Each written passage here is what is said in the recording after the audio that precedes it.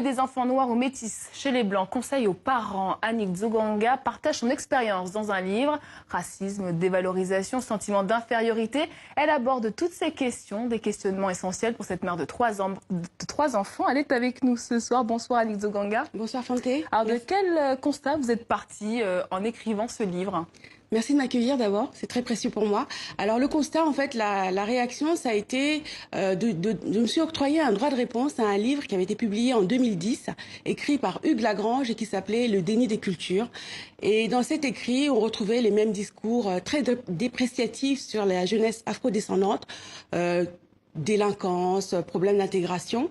Et j'ai voulu répondre à ce monsieur en lui disant non, nous ne sommes pas élevés, nous n'avons pas été élevés pour devenir des délinquants, nous n'élevons pas nos enfants pour devenir des délinquants, mais la société française qui reste structurellement négrophobe a des problèmes pour inclure nos enfants. Alors pour vous, ce qui est fondamental, c'est de lutter contre la détestation de soi, c'est ça ? Oui, tout à fait, parce que à travers ce livre, bon, j'ai remis en question l'environnement structurel dans lequel on vit, qui a pour origine le passé compliqué qu'on a eu, l'esclavage, la colonisation, etc.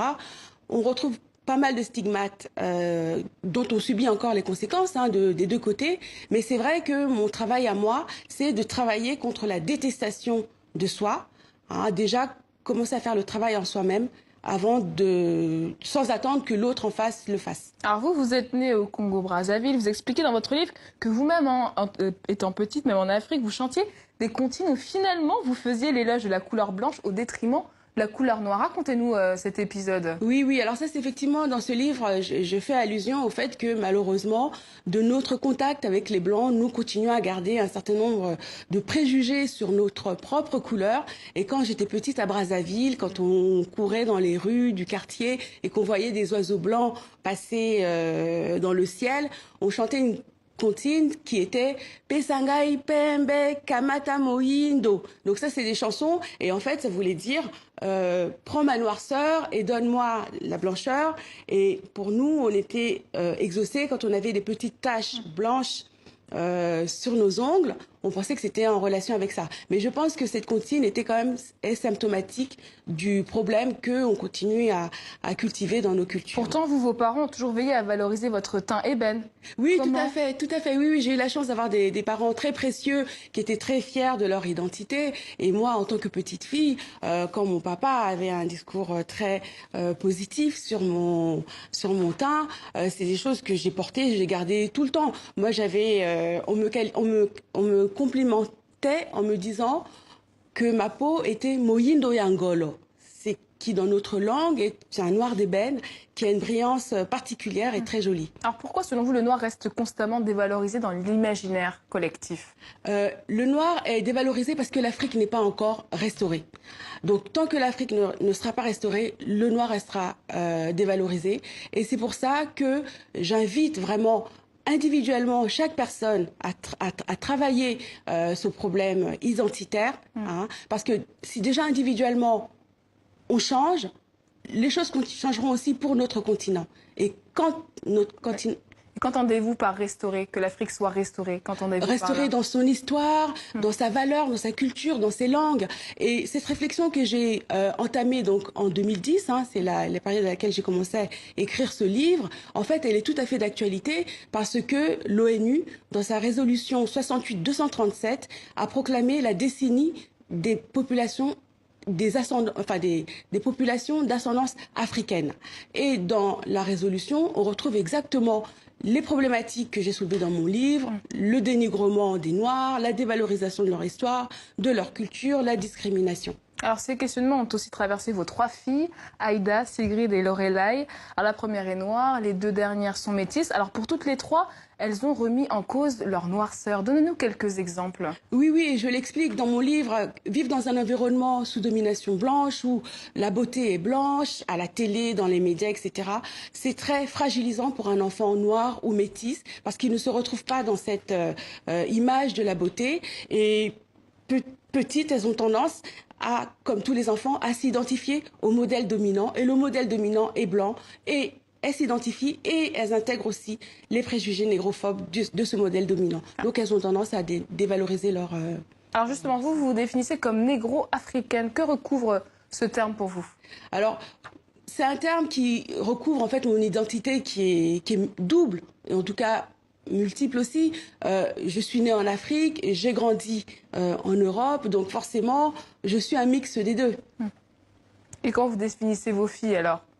Je les laisse se définir elles-mêmes, mais moi ce que je veux leur transmettre, c'est le respect et l'amour de ces identités multiples que nous, leurs parents, leurs familles, nous leur donnons. Un enfant qui a des problèmes avec une partie de son identité est comme une chaise bancale et aura des failles et aura beaucoup de difficultés à assumer les difficultés de la vie. Alors vous traitez assez longuement de la responsabilité de l'école dans votre livre. Alors vous êtes arrivé en France à l'âge de 7 ans. C'est à 18 ans que vous vous appropriez l'histoire des civilisations noires. Que reprochez-vous aux enseignements dispensés en France? Alors justement, moi, quand je suis arrivée donc à 7 ans, j'ai fait mes études, je ne me suis pas posé beaucoup de questions. Mais quand j'ai eu l'âge de 18 ans, c'était l'année du bac où on avait beaucoup de choses à apprendre. Un soir, je me suis dit, ah mais c'est vrai, mais les Blancs, ils sont supérieurs avec tout ce qu'ils ont fait. Et ça a été pour moi comme un électrochoc. Et j'ai refusé cette idée. Je me suis dit, il n'y a aucune raison de croire que les Blancs sont supérieurs à nous. Et ça a été pour moi le moment où j'ai commencé à faire mon travail de recherche pour rééquilibrer les choses. Et c'est à partir de ce moment-là que je puis dire que ma construction identitaire s'est faite dans le sens du refus systématique de tous les discours qui pouvaient aboutir à la dévalorisation de ce que je représentais, de la sphère civilisationnelle dont je suis issue. Et comment arrivez-vous à pallier ce manque auprès de vos filles? Vous faites des cours en dehors de l'école? Ah oui, oui, tout à fait. Mes petites, elles sont très, très sensibilisées à l'histoire de l'Afrique. Je leur en parle. L'Afrique, elle est partout.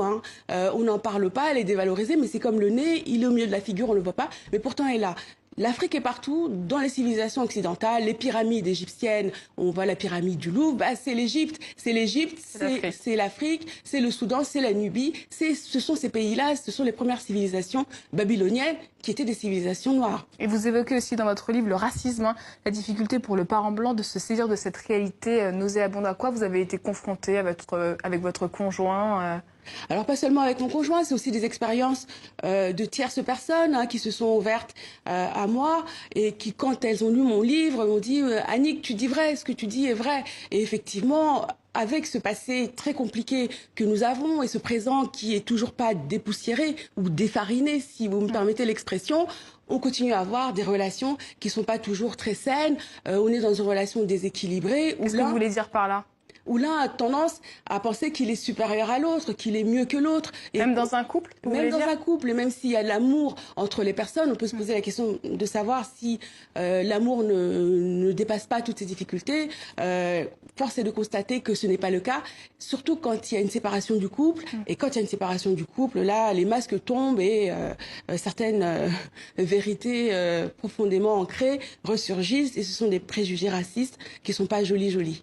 Merci beaucoup.